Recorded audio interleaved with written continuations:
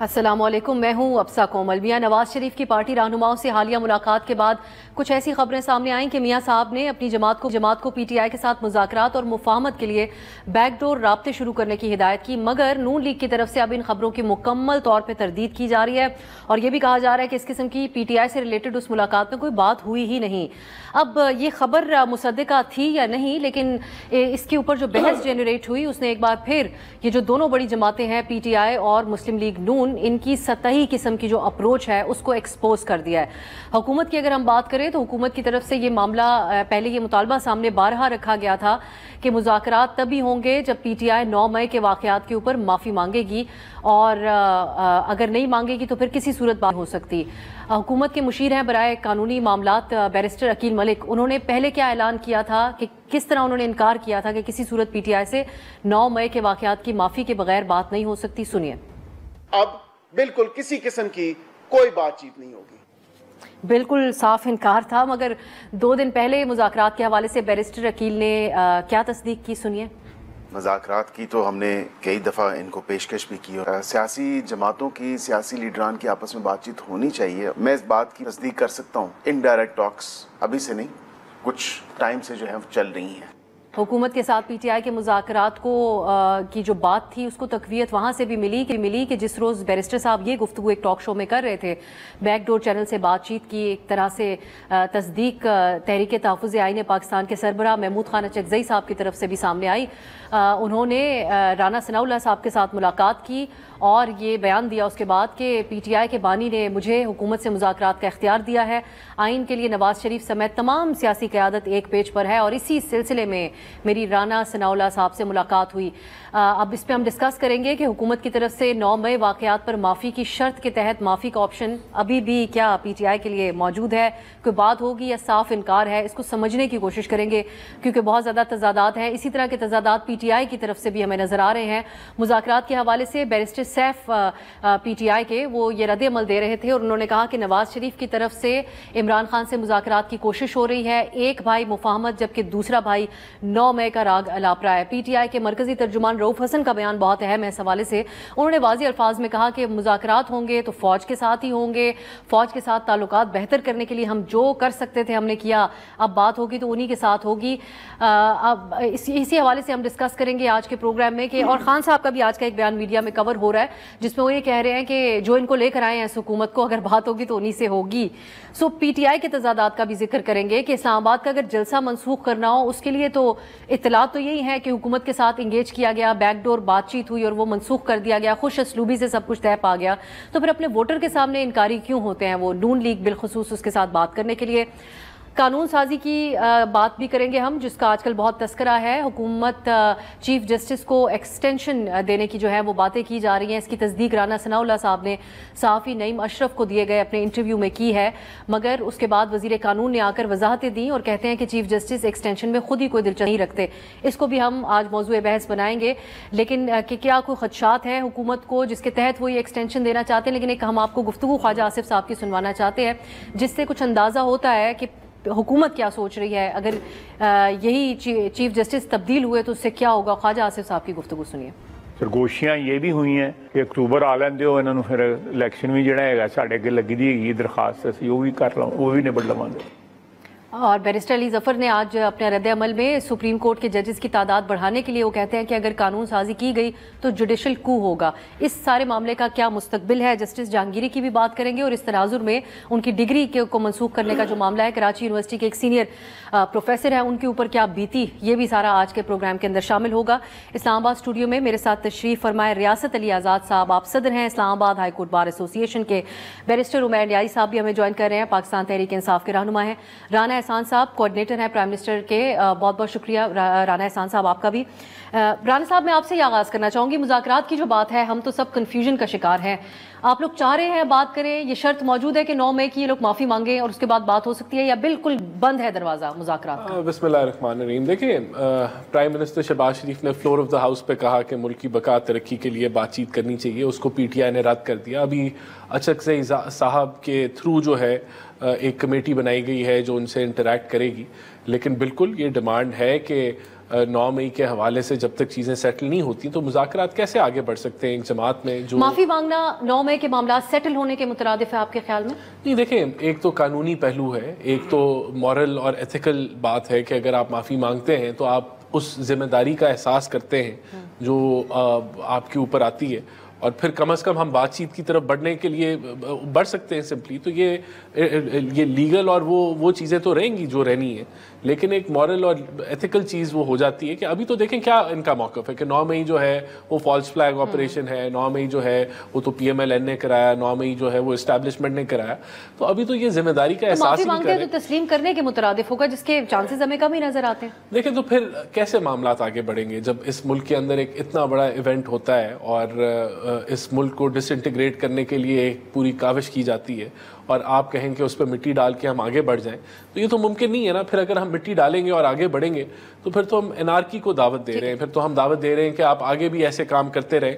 اور میرے خیال سے کیونکہ مہذب معاشروں کے اندر جب اس قسم کے الزامات ہوتے ہیں تو وہاں معافی کا آپشن ریاست نہیں دیتی، لیکن آپ لوگ بار بار معافی کا آپشن بھی دے رہے ہیں. میں نے بھی آپ کو کہا ہے کہ معافی کو آپ اس لیگل پوائنٹ آف ویو سے نہیں جوڑ سکتے، وہ رہیں گے، لیکن کم از کم آپ بات چیت کی کرنے کے لیول پہ تو آپ آ جائیں. نیازی صاحب، آپ لوگوں کا یہ طے ہے کہ آپ لوگوں نے اگر بات کرنی ہے تو اسٹیبلشمنٹ یعنی ملٹری اسٹیبلشمنٹ یعنی فوج صرف ان سے کرنی ہے؟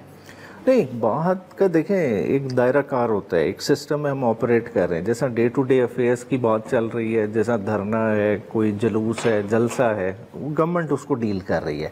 یا تو گورنمنٹ یہ تاثر دے کہ وہ اتنی امپاورڈ ہے کہ وہ فیصلے اپنے خود کر رہی ہے، اپنے معاملات ڈے ٹو ڈے خود چلا رہی ہے، اپنے فیصلے ٹیررزم کے حوالے سے، انٹیریئر کے حوالے سے، فورن کے حوالے سے، کیا یہ گورنمنٹ کر رہی ہے؟ دعویٰ تو یہی ہے ان کا، لیکن کون سی حکومت ہے جو تمام فیصلے خود کرتی تھی؟ نیازی صاحب، میری یادداشت میں تو کوئی ایسی حکومت نہیں گزری. مگر لڑائی اس چیز کی ہے کہ پاس کو ٹھیک کرنے کی کوشش کی جا رہی ہے. جو ہم ادھر ایک جو جنگ کی کیفیت ایک انٹرنلز بن گئی ہے، وہ کیوں بن گئی ہے کہ خان صاحب کا موقف کیا ہے کہ ہر ادارہ اپنے حدود میں کام کرے، چاہے عدلیہ ہو، چاہے بیوروکریسی ہو، چاہے آرمی ہو، چاہے پارلیمنٹ ہو. ہر کسی کا اپنا ایک حدود کانسٹیٹیوشن نے بتایا ہوا ہے. اگر اس حدود میں سارے اگر ادارے اپنے حدود میں چلے جائیں گے تو یہ پرابلم ہی ختم ہو جائے گی. میں نیازی صاحب یہ جاننا چاہتی ہوں کہ جب آپ نے اگر بات صرف فوج سے کرنی ہے، اور یہ اسٹیٹڈ رسپانس ہے آپ کی جماعت کا، آپ کی جماعت کے مرکزی ترجمان ہے رؤوف حسن صاحب، انہوں نے کہا اب تک معاملات فوج کے ساتھ ٹھیک کرنے کے لیے ہم جو کر سکتے تھے ہم نے کیا،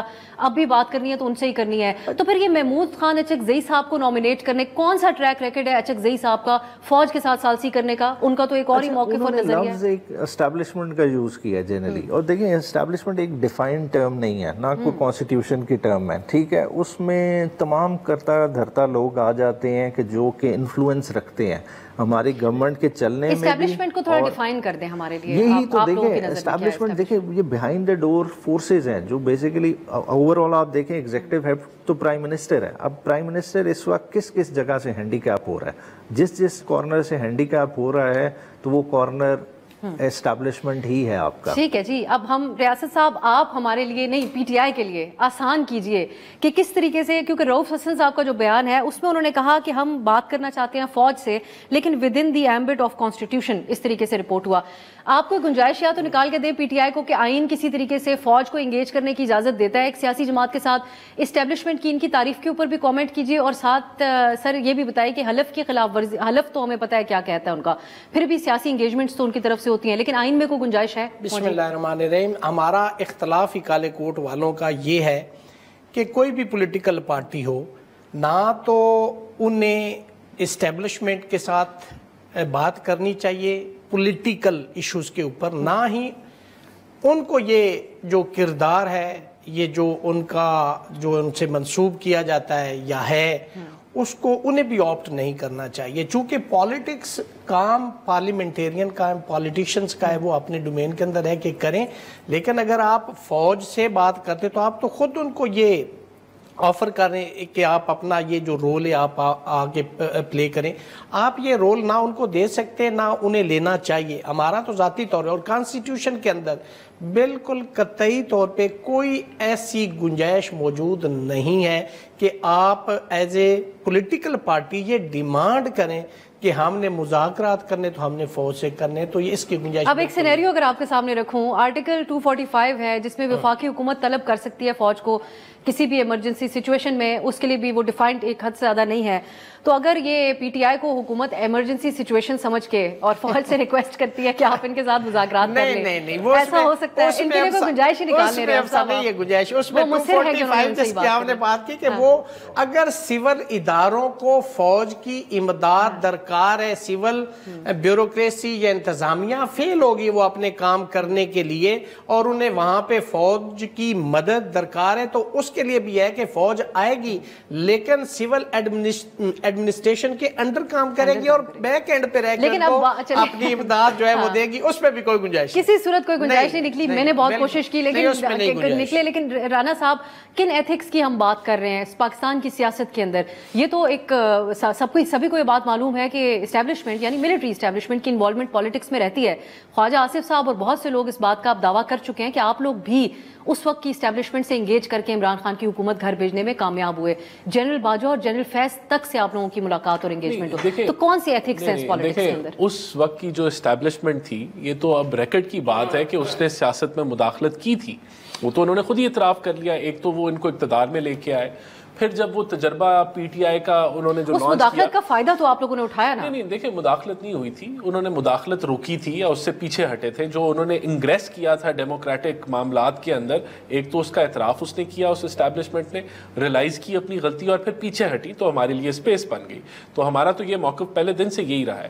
دیکھیں، ابھی جو ایشو ہے، ابھی ہم ان سے کوئی این آر او نہیں مانگ رہے تھے. ہم ان سے کہہ رہے تھے کہ آپ سیاست میں مداخلت نہ کریں، اور انہوں نے تسلیم کیا کہ پی ٹی آئی کو لانچ کرنے میں، ان کو انسٹال کرنے میں ان سے غلطی ہوئی. تو وہ انہوں نے ہمیں اپروچ کیا، ہم نے اس طرح سے ان کو اپروچ نہیں کیا تھا. ابھی کیا ایشو ہے؟ ابھی P T I N R O چاہتی ہے. اسٹیبلشمنٹ سے بات چیت کرنے کا کیا مقصد ہے؟ این آر او اسٹیبلشمنٹ کی ان کی ڈیفینیشن کو نہیں آپ سمجھ پا رہے ہو. کہہ رہے ہم صرف فوج کی بات نہیں کر رہے. یہ ویسے صرف نیائی صاحب کی حد تک ہے یہ بیان. دیکھیں، obviously یہ اسٹیبلشمنٹ کا یہی مطلب ہے نا، جو افواج پاکستان ہے، ان کے سربراہان ہیں، ان سے یہ کیا ریلیف چاہتے ہیں؟ ان سے یہ ریلیف چاہتے ہیں کہ جی ان کو معافی مل جائے. ان سے یہ ریلیف چاہتے ہیں کہ ان کو جو ہے وہ کھلا وہ ان کا احتساب نہ ہو 9 مئی کے حوالے سے اور دیگر چیزوں کے حوالوں سے. اور دوسری جو ہے یہ این آر او چاہتے ہیں کہ ان کی کوئی جو ایبسلیوٹلی ناٹ کہتے تھے اور کہتے تھے کہ ہم کوئی غلام ہیں، وہ لابیسٹ ہائر کرتے ہیں امریکہ میں کہ امریکہ کوئی پریشر ڈالے پاکستانی حکومت پہ یا افواج پاکستان پہ کہ ان کو جو ہے وہ کوئی ریلیف دے دیں. یا یہ لابیسٹ ہائر کر رہے ہیں یو کے اندر. اور ابھی یہ جو انہوں نے آکسفورڈ والا سارا جو معاملہ کیا ہے، وہ بھی اسی وجہ سے کیا ہے کہ کوئی انٹرنیشنل بز بنے اور کوئی پریشر پاکستان کی. کیا حرج ہے؟ نہیں حرج تو نہیں ہے، میں تو بتا رہا ہوں ان کی اسٹریٹجی بتا رہا ہوں. چانسلر بنتے اگر خان صاحب بنتے، اس سے کسی اور کو کیا فرق پڑ رہا ہے؟ ایک پاکستانی چانسلر بن رہا ہے آکسفورڈ کا، اس سے بڑی فخر کی کیا بات آپ کو صرف ان کی ٹیکنیک بتا رہا ہوں. لیکن رانا صاحب، آپ کی حکومت نے بڑی پریس کانفرنسز کی اور بڑا مضحکہ خیز لگا ہے. نہیں دیکھیں، میں تو آپ کو ان کی صرف جو کوشش ہے کہ یو کے سے پریشر پڑے پاکستان کے اوپر کہ خان صاحب کو ریلیف دیں، یا امریکہ سے پریشر پڑے خان صاحب کے یہاں حکومت کے اوپر کہ ان کو ریلیف دیں. اس کے علاوہ ان کا کوئی اور ایجنڈا نہیں. اور اس ریلیف کو حاصل کرنے کے لیے انہوں نے آئی ایم ایف کا معاہدہ بھی سابوٹاج کرنے کی کوشش کی، انہوں نے جی ایس پی پلس کو بھی سابوٹاج کرنے کی کوشش کی، وہاں دھرنے بھی دیے. اب ڈیوڈ فینٹن جو ہے لابیسٹ امریکہ کا، وہ پاکستان کو ڈی نیوکلیئرائز کرانا چاہتا ہے. وہ ایٹمی ہمارے جو اثاثے ہیں ان کے خلاف جو ہے وہ کام کرتا رہا ہے، اس کو انہوں نے ہائر کیا ہوا ہے. تو انہوں نے کوئی کسر نہیں چھوڑی کسی بھی لحاظ سے کہ پاکستان کے مفادات کو یہ جو ہے ٹکر مارے باہر. تو ان کو این آر او چاہیے اور ان کا کوئی مقصد نہیں ہے. یہ آکسفورڈ والے معاملے کو بھی میں این آر او کی نظر نہیں دیکھتا. ہر چیز کو ایک تو وہ این آر او، کیونکہ آپ لوگ بہت تانا دیتے تھے پی ٹی آئی والے، تو اب آپ کو بھی یہ تانا ہے.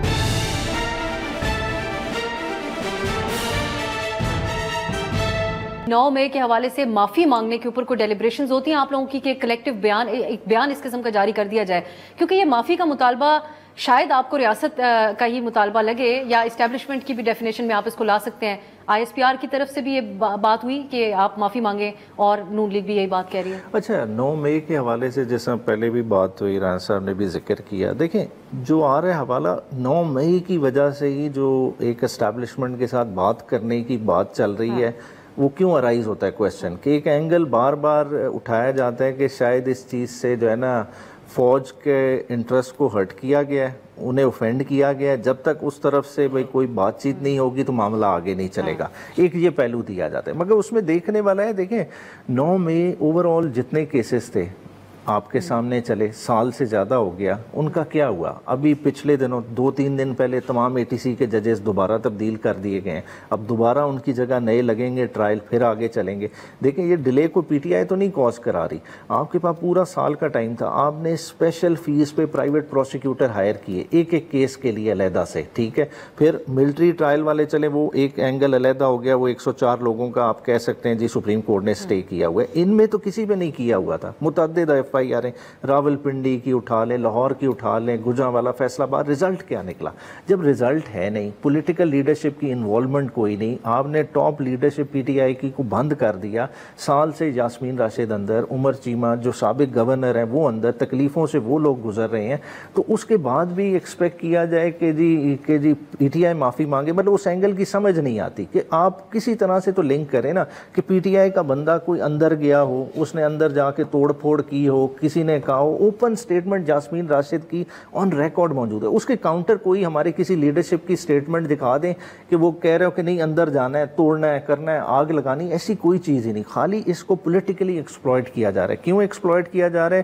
کہ فوج اور PTI کے درمیان گیپ رہے۔ فوج سے پھر کس بیسس کے اوپر بات کریں گے؟ آپ یہ کہیں گے کہ ہماری نیت اس وقت یہ نہیں تھی کہ موجودہ آرمی چیف کی ہم اپوائنٹمنٹ کو روکتے، جب ہم نے یہ کہا کہ مجھے اگر گرفتار یہ کریں گے تو میرے لوگ انہی کی انسٹالیشنز پہ جائیں گے، اس کی وضاحت آپ لوگ فوج کو کرنا چاہیں گے اس مذاکرات میں؟ کیا ہوگا ان مذاکرات میں؟ ہم نے تو اپنی پکچر پوری طرح سے سامنے رکھ لی، مطلب اس سے زیادہ کیا صفائی ہو سکتی ہے؟ نہیں، اس سے زیادہ کیا صفائی ہو سکتی ہے کہ ہم نے کہا اس پہ جوڈیشل کمیشن بنا لیں، نہ آپ کی، نہ ہماری، نہ گورنمنٹ کی، ٹھیک ہے، ایک تھرڈ فورم کو کہہ دے، وہ اختیار ہے اس کے پاس، وہ ساری چیزوں کو میچ کر سکتے ہیں۔ دیکھیں ماڈرن زمانہ ہے، فوٹیجز کی بنیاد پہ سزائیں نہیں ہوئی کیپٹل ہل پہ ہوئی، آج یا ہم تو بیک کریں کہ کسی کو سزا کریں یہ، اور ہم کہیں کہ نہیں جی بڑا ظلم ہو گیا، بات ہے چیزوں کو جسٹیفائی کریں، ایویڈنس لائیں اور انہیں سزا کریں۔ ریاست صاحب یہ جب بات PTI کہتی ہے کہ جس قسم کے کمزور کیسز چلے، جس طریقے سے ایک کنٹروورسی کریٹ ہو گئی کہ گرفتاریاں ضمانت ہونے پہ پھر دوبارہ گرفتار کر لینا کسی دوسرے کیس میں، ATC کے فیصلوں کے حوالے سے جو بات کر رہے ہیں، تو ان کے اس موقف کے اندر دم ہے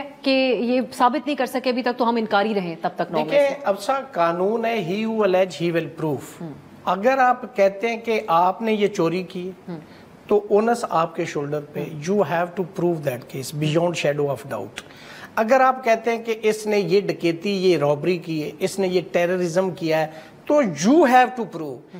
یہ نہیں آپ کہہ سکتے، میں سنتا ہوں بہت سارے دوستوں کو جو کہتے ہیں کہ فلاں PTI کا لیڈر جو ہے وہ اپنی بے گناہی ثابت کرے گا، یہ قانون نہیں ہے۔ قانون یہ ہے کہ it is duty of the prosecution to prove their case۔ تو ایویڈنس لائیں، ایویڈنس آپ دیکھیں یکے بعد دیگرے کتنے کیسز میں لوگوں کی ضمانتیں ہوئی ہیں، بری ہوئے، اس کا مطلب ہے کہ پروسیکیوشن کے پاس ایویڈنس نہیں ہے۔ ایویڈنس کی بنیاد پہ جج نے فیصلہ کرنا ہوتا ہے۔ جج نے اپنی آنکھوں سے بھی اگر کسی وقوعے کو دیکھا ہے، ان کے جج صاحب کے سامنے، اول تو وہ جج کے سن نہیں سکتے جو انہوں نے اپنی آنکھوں، جس کے وہ خود وٹنس، میں ایک مثال دے رہا ہوں، لیکن ان کے سامنے ایک شخص کو مرڈر کر دیا گیا، لیکن جب وہ کیس FIR ہوتی ہے، چلان آتا ہے، 173 CRPC کی رپورٹ آتی ہے، پروسیکیوشن اپنی ایویڈنس دیتی اور ایویڈنس میں کوئی انڈیپینڈنٹ گواہ نہیں لاتی، حالانکہ جج صاحب نے اپنی آنکھوں سے دیکھا، وہ سزا نہیں دے سکتے۔ تو یہ جتنے کیسز ہیں یہ تو پروسیکیوشن کی ذمہ داری ہے، انہوں نے ثابت کرنا ہے کہ جی اس نے یہ کیا ہے، اس نے یہ نہیں کیا۔ اسی وجہ سے تمام کیسز کے اندر PTI کے جتنے ورکرز ہیں، لیڈرز ہیں، ان کو ریلیف اس لیے مل رہا ہے کہ پروسیکیوشن ناکام ہوگی ان کیسز کو پروو کرنے کے اندر، چونکہ قانون شہادت کے تحت ایویڈنس ہوتی ہے، قانون شہادت ہی یہ کہتا ہے he who allege he will prove۔ تو اب یہ دیکھنا ہے کہ جتنے بھی کیسز ہیں اس کے اندر ان تمام جو جن کے اوپر یہ الیج کیا جا رہا ہے، جو ملزمان ہیں، ان کے خلاف ایویڈنس کیا ہے، ٹرائل میں لائیں، پیش کریں، اور اس میں بھی کوئی ڈینٹ ڈاؤٹ وہ ہمارا جو سوشل میڈیا پہ ویژولز اور چیزیں آئیں اس دن، تو وہ اس کی بیسس کے اوپر بھی نہیں ہو سکتی، وہ تو عدالت میں رکھی ہوگی۔ اب اس کی سینٹیٹی کیا ہے؟ جب تک اس ویڈیو کی فرینزک نہیں ہوتی، آپ کو پتہ ہے کٹ اینڈ پیسٹ، اور آج کسی کی فوٹو کسی کے ساتھ، کسی کی ویڈیو کسی کے ساتھ لگا کے، آج کا تو فیشن ہے اس کو میں کہوں گا، آج آپ سوشل میڈیا پہ دیکھیں تو میں کہتا ہوں کہ اس کو جو سینٹیٹی ہے، جو ویریسٹی ہے، جو اس کی consideration and valuation of evidence ہے، that is doubtful until unless that is authentic evidence, so then court will consider, otherwise it is just like a Rana صاحب، آپ لوگوں کو جو پریشانی ہوتی ہے اس سارے معاملے میں، وہ اس کی ایک یہ غصہ اس چیز کا بھی نکلتا ہے کہ یہ چیزیں ثابت نہیں ہو سکیں،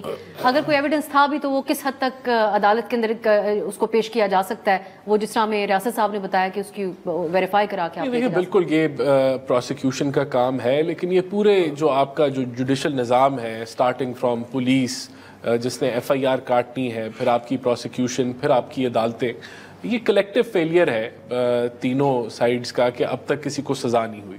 اور کیونکہ سزا نہیں ہوئی تو اس پہ سیاست ہو رہی ہے, اور اگر سزا ہو جاتی تو یہ چیزیں سیٹل ہو چکی ہوتی, کوئی اس پہ ifs اینڈ بٹس نہ ہوتے. تو یہ جہاں پروسیکیوشن کو اپنا رول ادا کرنا چاہیے, اور بالکل اس میں گورنمنٹ کا ایک کردار ہے, لیکن سارا نہیں ہے. عدالتوں کا بھی بڑا میجر رول ہے سزائیں دینے کا. اگر عدالتیں گڈ ٹو سی یو والی ہوں تو پھر آپ کے پاس پروسیکیوشن جو ہے اس کے پاس ایویڈنس بھی ہو, تو آپ اس کو, اب جس طرح سائفر کے اوپر آپ ایک آڈیو تھی جس میں سائفر کے ساتھ کھیلنا تھا, لیکن کیونکہ آپ نیشنل سیکیورٹی کا معاملہ تھا. اقبال صاحب نے کہا تھا اپنے ایک بیان میں کہ وزارت داخلہ دیکھ رہی ہے کہ کچھ ٹھوس ثبوت اس معاملے کے حوالے سے. اس میں ایڈ کروں گا, رانا صاحب نے جو سائفر کی مثال دی, جب انہوں نے ٹرائل کیا تھا تو سائفر ٹرائل میں پیش ہی نہیں کیا, وہ مین ڈاکومنٹ تھا, تو جج اپنے پاس ہی سزا دے دیتے. آپ نے وہ جس ڈاکومنٹ پہ آپ ریلائی کر رہے تھے آپ نے ایویڈنس میں پیش ہی نہیں کیا, تو جج کہاں سے اس کو سائفر کے اوپر سزا دے دے؟ قانون تو یہ تو آپ کی ڈیوٹی تھی پروسیکیوشن کی, جنہوں نے اس کو ٹرائل کیا تو انہوں نے ایویڈنس دینی تھی نا. جج کے پاس ایویڈنس نہیں ہوگی, جیسے رانا صاحب نے کہا کہ تینوں کا فیلئر ہے. نو, جج کا فیلئر نہیں, جج نے دونوں کو سننا ہے, ایویڈنس دیکھنی, پھر فیصلہ کرنا. ایویڈنس ہوگی سزا دے گا, نہیں ہوگی بری کر دے گا. یہ دیکھیں, یہ تو مجھے تو نہیں پتا کہ اس کی کیا لیگل اوپینین تھا اس پہ کہ سائفر کیوں نہیں پیش کیا گیا. اس کی حساسیت کی وجہ سے کہ اس کا جو کوڈ ہے پھر بالکل ہی وہ لیک ہو جائے اگر عدالتوں سے چیز لیک ہو جائے. تو آئی ڈونٹ نو کہ پروسیکیوشن نے کیوں نہیں ایسا کیا, اور اگر وہ کیس کو اسٹرینتھن کرتا تھا تو کوئی سیکریسی کا کوئی سسٹم بنا کے اس کو پیش کر دیا جاتا, جج کو دکھا دیا جاتا. لیکن جو ایویڈنس ہے, دیکھیں اب یہ تو آپ لوگوں کو اس ساری چیز کے پیچھے کوئی سازش کا عنصر تو نظر نہیں آتا؟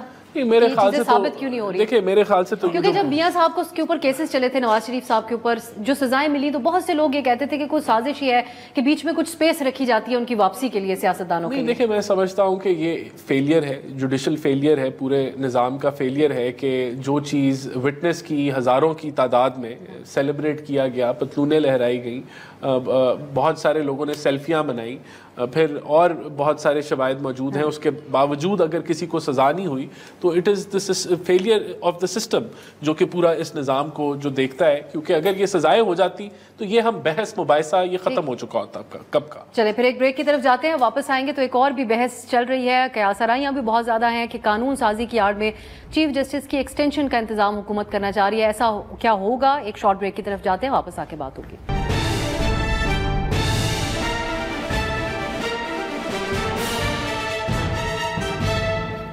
بریک کے بعد خوش آمدید. چیف جسٹس جو موجودہ ہیں ان کی ایکسٹینشن کی بات ہو رہی ہے. آپ ہر جگہ جو تبصرے پڑھ رہے ہوں گے, یوٹیوب پہ تبصرے سن رہے ہوں گے, ہر جگہ یہی موضوع بحث بنا ہوا ہے. ریاست آزاد صاحب آج اس حوالے سے اعظم تارڑ صاحب تو ہیں وہ مکمل طور پہ بڑا پروفیشنلی بیان دیتے ہیں لیکن وہ کچھ نہیں ریویل کر رہے, لیکن رانا ثناء اللہ صاحب سے جو ہے وہ ان کی طرف سے ایک بیان دیا گیا میڈیا کے نمائندے سے بات کرتے ہوئے. انہوں نے کہا کہ چیف جسٹس نے مجھ سے بات کرتے ہوئے کہا کہ اگر سب کی عمر کی مدت بڑھا رہے ہیں تو پھر تو کوئی مسئلہ نہیں ہے اس کے اندر, جبکہ اعظم تارڑ صاحب کہتے تھے کہ وہ بالکل انٹرسٹڈ نہیں ہیں. یہ کیسی مثال قائم ہوگی؟ ماضی میں کوئی اس طرح کی کتنی مثالیں ہیں؟ دیکھیں اب اس میں تو یہ بات ہے کہ میں نہیں لینا چاہتا, زبردستی آپ دے دیں. جیسے میں ازرائے مزاح یہ بات کر رہا ہوں کہ کوئی کسی بھی ڈپارٹمنٹ کا بندہ آپ اس کو رشوت دے رہے ہو, وہ کہ نہیں, لیکن وہ جیب آگے کر رہا ہو کہ خود ڈال دے تو کوئی بات نہیں, میں نہیں لینا چاہتا. میں اس کو تھوڑا سا اور ایکسپلین کرتے ہوئے کہ میں نے یہ ازرائے مزاح بات کر. ٹھیک ہے سر. اب سوال یہ پیدا ہوتا ہے, ورنہ آپ خود وکیل ہیں, کوئی کنٹیمپٹ وغیرہ کا مسئلہ ہوا تو وہ آپ میں خود کو دے. سوال یہ پیدا ہوتا ہے, مجھے بتائیں اب صاحب کون سی قیامت آ گئی؟ کیا لوگ پیچھے جو ججز صاحبان ہیں یا آنے والے ججز ہیں, کیا پیچھے اتنا ویکیوم ہے बिल्कुल नालायक है, इनकॉम्पिटेंट है, कह तो रिजाल है, क़यामत आ गई है कि आपने इनको एक्सटेंशन देनी है। और भाई 63 की जो रिटायरमेंट हाई कोर्ट के जज का, उसके पीछे भी एक विजडम है। 65 सुप्रीम कोर्ट के जज का रिटायरमेंट का एक विजडम है। 65 वो हमारे यहाँ कहते हैं 17-12 हो गया, यानी उसमें तो बंदे को समझ ही नहीं आती। अब आप उनको एक्सटेंड करके आप एनर्जेटिक लोग बिठाए जो 200 की काज लिस्ट को डिसाइड करें। आप 4 केसेस सुन के आप एग्जॉस्ट कर उम्र की बुनियाद पे तफरीक तो नहीं की जा सकती, लेकिन पैसे लें।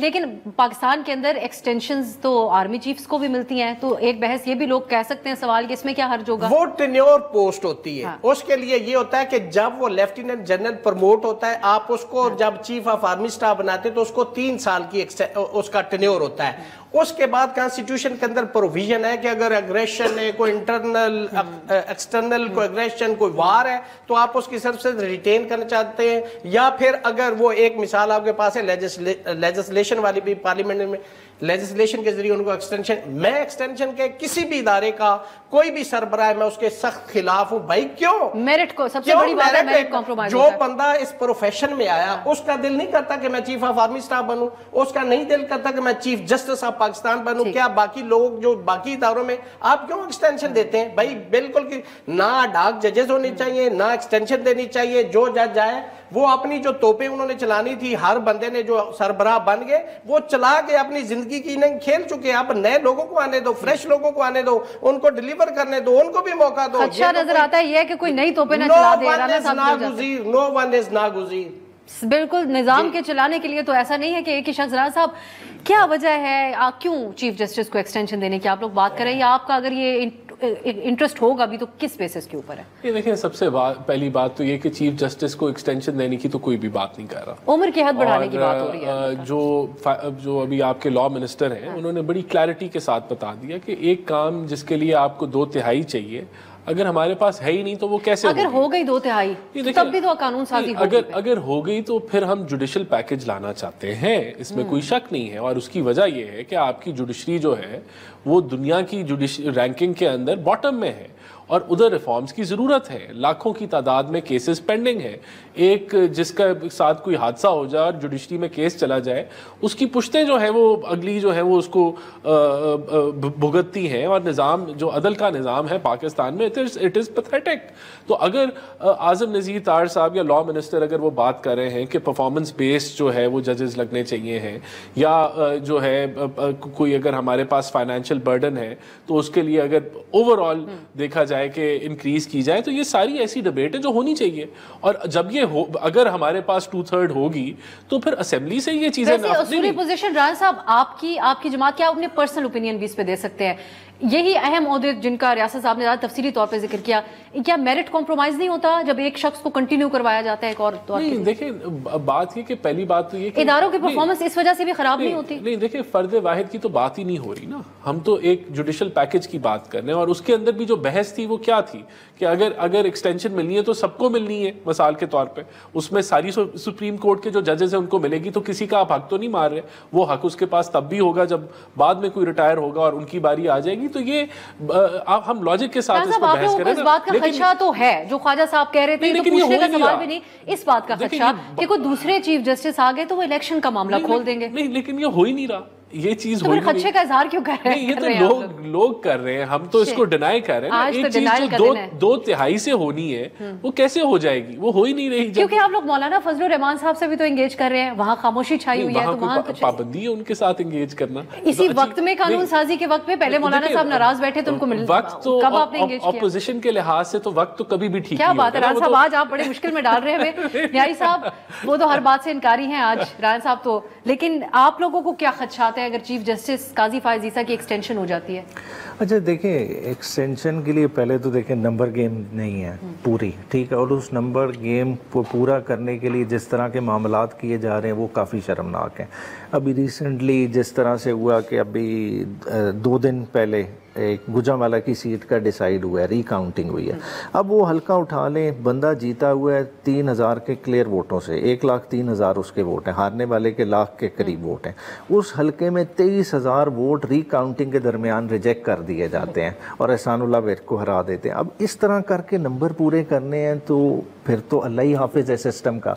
और फिर देखें आप उससे अचीव क्या करना चाह रहे हैं। देखें आप कहते हैं कि जुडिशल रिफॉर्म्स चाहिए, जुडिशल पैकेज चाहिए। भाई लोगों को मसला किधर है? लोगों को मसला सुप्रीम कोर्ट के लेवल पे नहीं है, लोगों को एट इंसेप्शन मसला है। लोगों को मसला है कि मेरी FIR रजिस्टर नहीं होती, मैं अपना मैटर लेके जाता हूँ, मैजिस्ट्रेट डिसाइड नहीं करता, या सिविल कोर्ट दावा लेके जाता हूँ, वहाँ चाहिए। वो तो थ्रू एक्ट ऑफ पार्लियामेंट आनी है, उस तरफ तो आपने कोई रिसोर्स एलोकेशन नहीं की। आपका बजट डॉक्यूमेंट रिफ्लेक्शन होता है आपकी इंटेंशन का। आपने कितना पैसा इस चीज़ के लिए मुख्तस किया है, कितनी आप बारों को सहूलियात दे रहे हैं, कितनी आप नए जुडिशल कॉम्प्लेक्सेस बना रहे हैं, ऐसा तो आप कुछ कर ही नहीं रहे।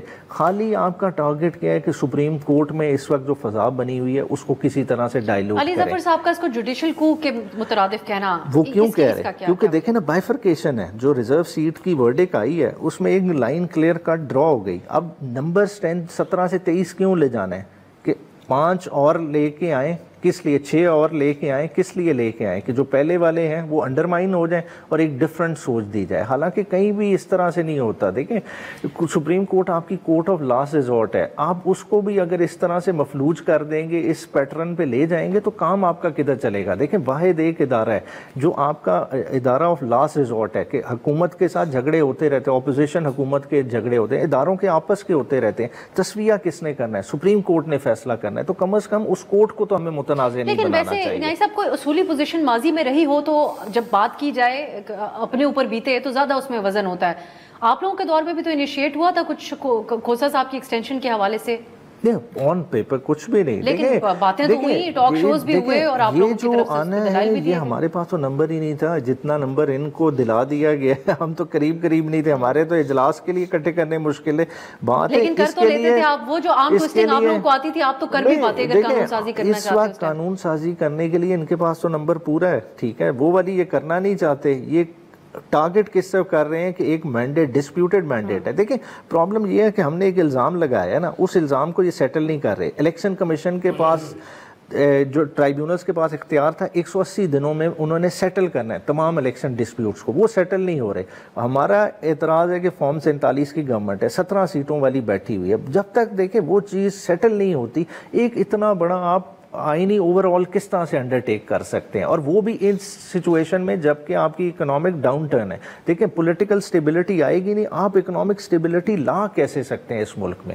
वैसे एक बयान हुकूमती के रहनुमा का ऐसा भी नजर से गुजरा जहां उन्होंने कहा कि हो सकता है PTI के भी बहुत से लोग इस मामले के ऊपर इशू टू इशू जो है वो हमारे साथ बात करते हैं। आप इस पर कॉमेंट कर रहे हैं? हाँ जी, कॉन्स्टिट्यूशनल अमेंडमेंट पे आप बाउंड हैं बाय पार्टी लाइन, आप इससे डेविएट नहीं। एक नॉर्मल लेजिस्लेशन है ना, कोई ये लेके आते हैं जिस तरह से कोई एक्ट ऑफ पार्लियामेंट है उसमें मैं हट सकता हूँ पार्टी लाइन से, मगर अब तो उसकी डेविएशन की गुंजाइश वो भी मुमकिन नहीं है। तो रियासत साहब ये बताइएगा, जस्टिस काजी फाइज ईसा, मैं आगे जाके आपसे जस्टिस जहांगीरी की तफसीली तौर पर बात करना चाहती हूँ, लेकिन मौजूदा चीफ जस्टिस को क्या ये करना एक्सटेंशन अगर उनको जबरदस्ती भी दी जाती है, जैसा आपने पहले मिसाल दे के कहा था, तो तब भी उनको इनकार नहीं कर देना चाहिए जो मौजूदा हालात है? ये कहता हूँ कि जितने बड़े ओहदे पे बैठे उन्हें इतने कादर काट का मुजाहरा करते हुए, करैक्टर शो करते हुए कहना चाहिए कि बिल्कुल नहीं करनी चाहिए, ना आप मुझे दें ना मैं लेना चाहता हूँ, ये स्टेटमेंट उनकी होनी चाहिए। उसकी रीजन ये है, अब कौन सी क़यामत आ जाएगी अगर कोई और चीफ जस्टिस बन जाएगा,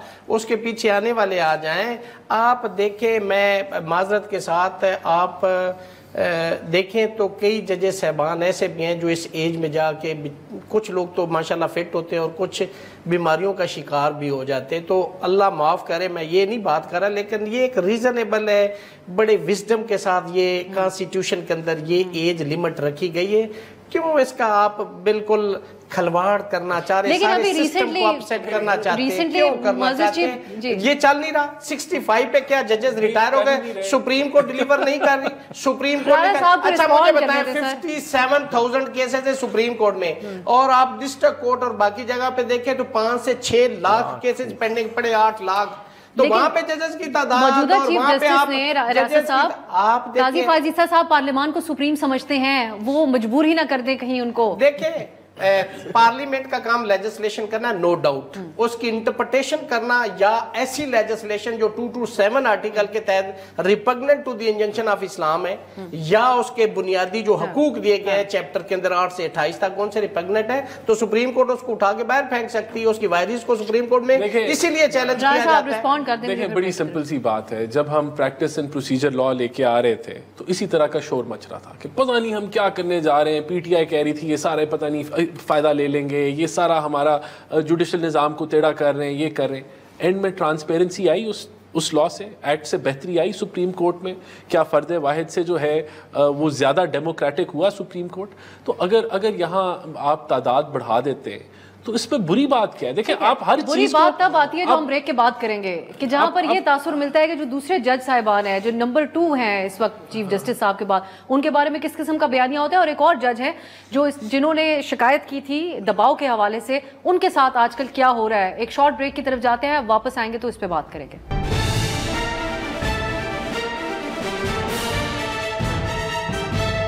ब्रेक के बाद खुशामदीद। हम बात करेंगे जस्टिस तारिक महमूद जहांगीरी के हवाले से जो एक मामला चल रहा है वो उनकी डिग्री के हवाले से है, और इस पे कराची एक और बहस भी छिड़ी है क्योंकि कराची यूनिवर्सिटी की जो जांच करने वाली कमेटी थी उसमें सीनियर प्रोफेसर जो कि एक मारूफ शख्सियत हैं अपनी एक्टिविज़म के हवाले से, प्रोफेसर डॉक्टर रियाज साहब, उनकी गुमशुदगी भी हुई क्योंकि उन्होंने कुछ मामलात को रेज़ किया था। अगर उस कॉन्टेक्स्ट में ही हम देखें जिस तरह वाक़यात पेश आए, प्रोफेसर साहब की गुमशुदगी भी हुई, बाजियाबी भी हुई, उसके बाद अब वो बहुत सारे इंटरव्यूज़ भी दे रहे हैं। तो ये सारे मामले को इसी एक ही तनाजुर में देखा जा रहा है जो प्रोफेसर साहब के ऊपर बीती। हम आपको सुनवाना चाहते हैं क्योंकि जस्टिस जहांगीरी उन 5 जज साहिबान के अंदर शामिल थे जिन्होंने 6 जज साहिबान के हवाले से जिन्होंने ख़त लिखा था दबाव के हवाले से। सो हम आपको सुनाते हैं कि जो अदालती समाअत हुई थी इसी मामले में, उसमें जस्टिस अतर मिनल्ला और जस्टिस मंदुखेल ने क्या कहा था, आप सुनिए, फिर हम बात करेंगे इस पर। सच सबको पता है, बोलता कोई नहीं है। जो एक बोल पड़ता है उसके साथ वही होती है जो 6 जजों के साथ हो रही है। हाई कोर्ट के जजेस को तो छोड़ दे, शिकायत जो उनका अशर हुआ है, हमने जो नोटिस लिया, हमारे साथ क्या हो रहा है। तो ये तो खुद अदलिया के अंदर से एतराफ़ सामने आया था। रियासत साहब, ये जस्टिस जहांगीरी के साथ भी वही हो रहा है जो अदालत ने खुद ही पहले अपने रिमार्क्स में कह दिया। देखें, वो इस वक्त इस्लामाबाद की 3 सीटों का जो वो ट्रिब्यूनल के हेड थे तो उसको वो सुन रहे थे, और आपको पता है कि आजकल कितनी सेंसिटिव पोजीशन थी इन केसेस की। और मैं समझता हूँ कि देखें उनके ऊपर प्रेशर इस हवाले से बहुत था, उनको बहुत अप्रोच भी किया गया, उन्होंने कैटेगरिकली जब ये डिनाई किया है तो फिर ये रिजल्ट आपके सामने। मुझे बताएं कि जो डॉक्टर रियाज की स्टेटमेंट है क्या वो सफिशिएंट नहीं है to declare all these acts which have been done by the university कि जी वो इलीगल है, nullity in the I of law. क्यों कि उन्होंने कहा है कि under undue influence, pressure, question ये हमसे करवाया जा रहा है। यूनिवर्सिटी पे बहुत सारा प्रेशर है। हमारे यहाँ इतने अहम ओहदों पे बैठे हुए लोगों की डिग्रियां भी मंसूख कराई जा सकती हैं अगर निजाम उनके खिलाफ। मेरा घर है या उमैर का घर है, आप यहाँ इस्लामाबाद में ये रहते हैं, सीडीए अलॉटमेंट लेटर जारी करता है, सीडीए के पास रिकॉर्ड है उस घर का, वो अलॉटमेंट लेटर जो उमैर न्याजी को दिया उसको वो कह देंगे ये तो जाली है, तो उमैर न्याजी क्या करेगा? किसके पास एक और लेटर लेके आएगा? कहां से लेगा? जिसके पास रिकॉर्ड है वही फैसला करेगा ना। और दूसरी बात, क्या इस सारे प्रोसीडिंग के अंदर जो सिंडिकेट का उनके रूल्स है उसके अंदर है कि आपने जो रिस्पोंडेंट है, जो एग्रीव्ड है, आपने उसको नोटिस करके बुलवाना? क्या नोटिस दिया गया? क्या due process of law follow किया गया? क्या आर्टिकल 10 कॉन्स्टिट्यूशन ऑफ 1973 जो है राइट ऑफ फेयर ट्रायल दिया गया?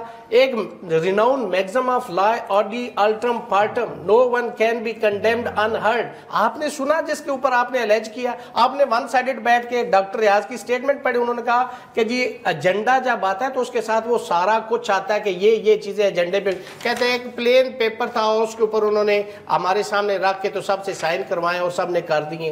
तो ये क्या ड्यू प्रोसेस ऑफ लॉ? ठीक, जहांगीरी साहब का लाइसेंस बार काउंसिल का आज भी इंटैक्ट है जिसकी बुनियाद पे वो जज बने। ठीक है सर, और दूसरी बात मैं ये करना चाहता हूं कि देखिए आज उनके साथ हुआ है, कल किसी और के साथ, कल तीसरे के साथ होगा। हम कभी भी देखिए किसी जज को یا تو اللہ کی ذات اپنے پاس بلا لے تو فارغ کیا جا سکتا ہے، یا سپریم جوڈیشل کونسل میں ان کے خلاف فائل. آپ کسی کو کان سے پکڑ کے یا بندوق کی نوک پہ نکال کے نہیں جا سکتے. اس کی ریزن یہ ہے ایک شخص مرڈر کر دے اور آپ کہیں کہ وہی شخص دوسرے بندے کو جو قاتل ہے اس کو گولی مار دے، کیا یہ ڈیو پروسیس آف لا ہے؟ رانا صاحب یہ تو بظاہر ایسا ہی نظر آتا ہے کہ تمام نظام ہی جسٹس جہانگیری کے خلاف ایکٹیو ہو گیا. آپ کے سپورٹرز کے تو تبصرے ہیں بہت زیادہ سوشل میڈیا کے اوپر، وہ ان کی مخالفت کر رہے ہیں، بلکہ اسی چکر میں ایک اتنے اپ رائٹ استاد، ایک ایکٹیوسٹ پروفیسر ریاض صاحب جو ہیں، ان کو بھی اس عمر میں گمشدگی کا ایک بار پھر سامنا کرنا پڑا. اور وہ 7 سال پرانا ایک انتہائی بھونڈا کیس ہے جو الزام ان پہ لگا، اسی کا حوالہ دے کر اس کو جسٹیفائی کیا جا رہا ہے. تو کیا سارا مقصد دباؤ والے جنہوں نے اظہار کیا تھا اس میں شامل ہونا اور ٹریبیونل کا معاملہ دیکھنا ہی قصور ہے جسٹس؟ دیکھیں میرے خیال سے ہم اس کو آؤٹ آف پروپورشن بلو کر رہے ہیں. اس سنڈیکیٹ میں کیا وہ ایک اگر آ بھی جاتے وہ پروفیسر، یہ تو اس کی تصدیق کرنی پڑے گی نا کیوں نہیں آ سکے، کیا وجوہات تھی، لیکن اگر وہ آ بھی جاتے تو کیا میجورٹی نے نہیں ڈیسائیڈ کیا کہ ان کی ڈگری جو ہے وہ جعلی ہے؟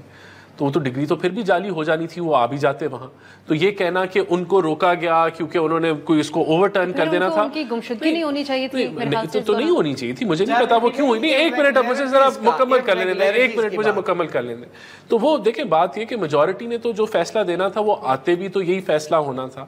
اور اگر ایک بندے کی ہائی لائٹ ہوئی ڈگری اور اس کے اوپر پورا ایک پروسیس چلا، آپ یہ کرتے ہیں نا، آپ ڈگری کی تصدیق کرنے یونیورسٹی بھیجتے ہیں اور وہ اگر جعلی ہو تو یونیورسٹی تصدیق نہیں کرتی. قاضی فائز عیسیٰ صاحب کے بارے میں جو ریفرنس آیا تھا اس دور میں اور پھر بعد میں خان صاحب نے خود تسلیم کیا کہ یہ اسٹیبلشمنٹ نے بنوایا تھا، تو اس میں بھی تو ان کے اوپر اسی طرح الزامات تھے نا، تو آپ لوگوں نے ان کا ساتھ دیا. تو یہاں جسٹس جہانگیری پہ اسی نوعیت کے ہیں جس کو آپ کہہ رہے ہیں جعلی تھی. نہیں دیکھیں جعلی کے الفاظ استعمال ہوئے. دیکھیں یونیورسٹی کی سنڈیکیٹ بیٹھی، ایک بندہ نہیں بیٹھا، کسی فرد کی بات بھی ان میں سے ایک کر رہا ہے. دیکھیں فرد واحد نے تو نہیں فیصلہ کیا نا، وہاں 10-12 بندے ہوں گے، وہاں مختلف لوگ ہوں گے. اب ذرا مجھے مکمل، آپ یار اپنی باری میں بولیں نا، آپ اپنی باری میں بولیں. تو وہ بات یہ ہے کہ اگر وہاں فرد واحد ہوتا تو میں آپ کی بات تسلیم کریں. پوری سنڈیکیٹ بیٹھی، ان کی ڈگری جعلی تھی، وہ جعلی ڈکلیئر ہوگی. اب اس کے اوپر آپ ڈاکٹر ریاض کو اس طریقے سے ان کا پہلے گمشدہ ہو جانا پھر بازیاب ہو جانا، اب وہ خود تو آ کے وہ بیانات دے رہے ہیں. دیکھیں میں نے ان کے بیانات نہیں سنے تو میں اس پہ کامنٹ نہیں کر سکتا. لیکن آپ مذمت ہی کر لیں کہ اگر کوئی نہیں، دیکھیں اگر مجھے نہیں پتا کہ وہ گمشدہ ہوئے تھے، اگر ہوئے تھے نہیں آپ کی بات تو نہیں. چلے میں ان کے بیانات سن کے ضرور میں کامنٹ کر لوں گا، لیکن I will have to witness what he said. آپ ویریفائی کر لیجئے گا. پھر نیائی صاحب کوئکلی اگر آپ کہہ سکیں آپ کو کیا مقاصد اس کیمپین کے نظر آتے ہیں جسٹس جہانگیری کے خلاف؟ اوورآل دیکھیں 6 ججز کا کھڑا ہونا ہی ایک انپریسیڈنٹڈ تھا. مطلب اسلام آباد ہائی کورٹ اوورآل ہی کھڑی ہو گئی، اور انہوں نے جس طرح کے اندر اپنے لیٹر میں انسیڈنٹس کوٹ کیے ہیں وہ توجہ طلب ہے. مطلب آپ برش انڈر دا کارپیٹ نہیں کر سکتے، اور اس کا رد عمل بھی آنا تھا، جس طرح آنریبل سپریم کورٹ کے جج صاحبان نے بھی اس کو ہائی لائٹ کیا. تو جب اس طرح کے ماحول موجود ہے تو میرے خیال سے جو ہے نا حکومت وقت کو ہوش کے ناخن لینے چاہیے تھے. دیکھیں وقت گزر جاتے ہیں، عدلیہ انسٹیٹیوشن ہے جس نے پھر بھی جو ہے نا ریفری کا کام کرنا ہے، امپائر کا کام کرنا ہے. اگر آپ چاہیں گے کہ امپائر کو ہی ہم فیلڈ سے نکال دیں تو فیلڈ پھر بچے گا نہیں. تو یہ آخری ہوپ ہے. تو اس لیے ابھی بھی وقت ہے، ہمیں پیچھے ہٹ جانا چاہیے. جس طرح سے آزاد بھائی نے بھی بات کی کہ اوورآل اتنی پروٹیکشن موجود ہیں کہ جج کو نکالنے کا ایک علیحدہ سے طریقہ کار واضح ہے. ٹھیک ہے آپ یہ والی حرکتیں کر بھی لیں گے، اس سے رزلٹ کچھ نہیں نکلے گا، مگر اوورآل آپ کا اس سے سسٹم بہت زیادہ ویک ہو جائے گا کہ آپ اس کو اتنا فریجائل کر دیں گے کہ آپ اب اس نظام کے لیے مجبور کر رہے ہیں کہ ایک عام بندے کو کھڑا ہونے کے لیے، کہ آج ایک پروفیسر بھی سمبل آف ریزسٹنس بن گیا ہے کہ ایک کوئی ممبر پارلیمنٹ نہیں کھڑا ہوا یا کوئی بڑا کوئی جرنیل یا کوئی جج نہیں کھڑا ہوا، ایک عام پروفیسر بھی حق کے لیے کھڑا ہو گیا. تو اور یہ آواز پھیل رہی ہے. اور پروفیسر صاحب کا ٹریک ریکارڈ بھی ہے حقوق کے لیے آواز اٹھانے کا. اسی سلسلے میں 2017 میں بھی ان کو اریسٹ کیا گیا تھا اور جن الزامات کے تحت کیا گیا تھا ان کو جو ہے وہ بہت ہی مضحکہ خیز قرار دیا گیا تھا، کیونکہ وہ اپنے ہی ایک ساتھی سینئر پروفیسر کے حق میں آواز اٹھانے کے لیے پریس کانفرنس کرنے کے لیے اس وقت جا رہے تھے، جس کو روکنا مقصود تھا. اس اریسٹ کا بھی یہی مقصد تھا. بہت بہت شکریہ بیرسٹر عمیر نیازی صاحب، ریاست علی آزاد صاحب، رانا احسان صاحب، آپ تینوں کے قیمتی وقت کا. آج کے لیے ناظرین اجازت دیجیے، خدا حافظ.